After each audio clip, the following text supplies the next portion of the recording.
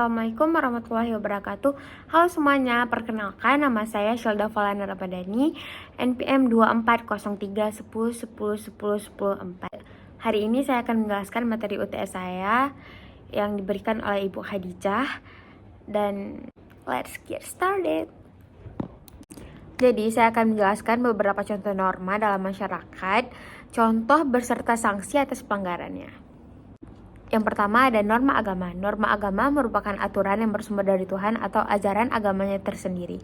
Yang dimana contohnya itu ada beribadah, kewajiban beribadah, Yang kedua ada berbuat baik kepada sesama. Yang ketiga ada larangan mencuri.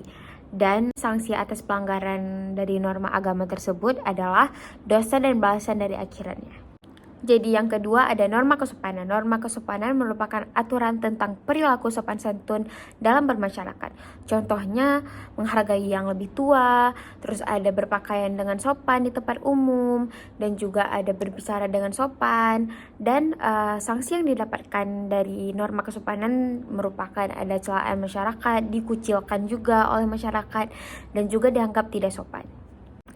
Jadi yang ketiga ada norma kesusilaan. Norma kesusilaan sendiri merupakan aturan yang bersumber dari hati atau moral manusia, yang dimana contohnya itu ada larangan berbuat cabul, larangan berbuat curang, terus ada juga kewajiban menolong seseorang yang sedang kesusahan. Sanksi yang didapatkan ada rasa bersalah, dikucilkan oleh masyarakat juga, dan juga ada penyesalan diri. Yang keempat ada norma hukum. Norma hukum merupakan aturan tertulis yang dibuat langsung oleh lembaga resmi negara. Contohnya itu ada larangan membunuh, kewajiban membayar pajak, dan juga ada larangan untuk melanggar lalu lintas. Dan sanksi yang didapatkan tersendiri bersifat tegas dan juga memaksa.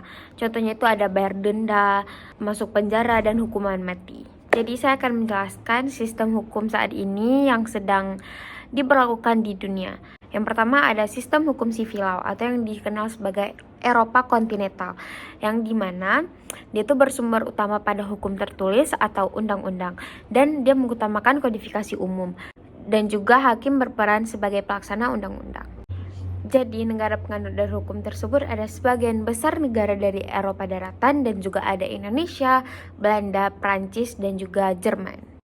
Yang kedua ada sistem hukum common law, yang dimana dia tuh bersumber utama pada putusan hakim terdahulu atau yang disebut sebagai jurisprudensi, dan dia juga hukum tidak tertulis lebih dominan, dan hakim berperan membuat hukum.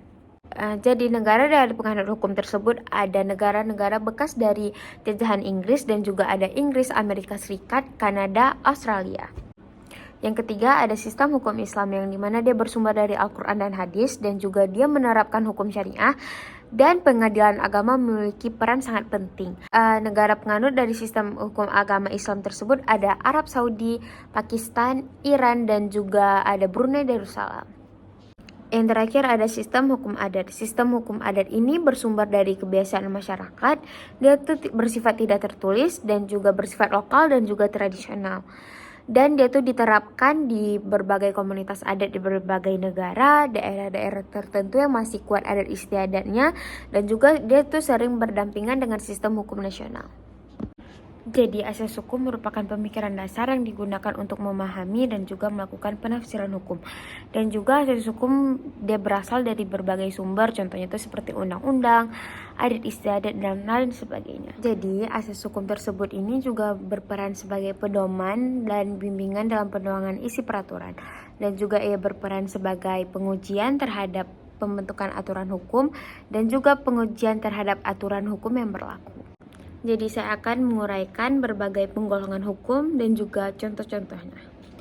Jadi yang pertama ada berdasarkan sumbernya. Dia itu bersumber dari peraturan tertulis, dan juga dia bersumber dari kebiasaan masyarakat. Yang dimana contohnya itu ada Undang-Undang 1945, Perda, upacara adat, dan juga gotong royong. Dan selanjutnya ada berdasarkan tempat berlakunya.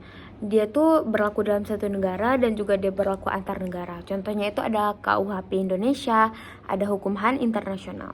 Jadi jika berdasarkan waktu yang sedang berlaku saat ini, dia tuh menurut hukum yang sedang dicita-citakan, dan juga hukum yang sedang berlaku saat ini. Contohnya itu ada UU ITE yang sedang berlaku saat ini, dan juga RUU yang masih dalam pembahasan. Dan selanjutnya berdasarkan sifatnya. Kalau misalnya berdasarkan sifatnya itu dia bersifat harus ditaati secara mutlak dan juga boleh dikesampingkan para pihak. Contohnya itu ada hukum pidana dan juga hukum perjanjian. Dan jika berdasarkan bentuknya dia itu dicatat dalam pembentukan dokumen resmi dan juga dihidup dalam praktik masyarakat. Contohnya itu ada undang-undang, perda dan juga ada hukum adat. Dan jika berdasarkan isinya, dia tuh bisa mengatur hubungan antar individu, bisa juga mengatur kepentingan umum. Contohnya itu ada hukum dagang, HTN, HAN, dan juga ada perdata. Dan jika berdasarkan fungsinya, dia itu ada bisa mengatur isi hubungan hukum, bisa juga mengatur cara menegakkan hukum. Contohnya itu ada KUHP, terus ada hukum acara perdata. Jika dilihat dari wilayah berlakunya itu misalnya dari berlaku di wilayah daratan, perairan, atau udara. Itu contohnya itu ada undang-undang lalu lintas, undang-undang pelayaran, dan juga undang-undang penerbangan. Dan yang terakhir adalah berdasarkan sanksinya. Kalau misalnya berdasarkan sanksinya ini tuh ada sanksi yang sempurna dan juga ada yang memiliki sanksi yang tidak tegas. Contohnya itu adalah di hukum pidana dan juga ada di hukum tata negara. Jadi fungsi dari penggolongan hukum tersebut ini juga sangat banyak menurut saya. Salah satunya itu bisa memudahkan kita dalam pembelajaran hukum dan juga bisa membantu penerapan hukum dan juga bisa memperjelas ruang lingkup hukum dan juga yang terakhir bisa memudahkan kita dalam mengharmonisasikan hukum. Jadi terima kasih telah menonton video ini.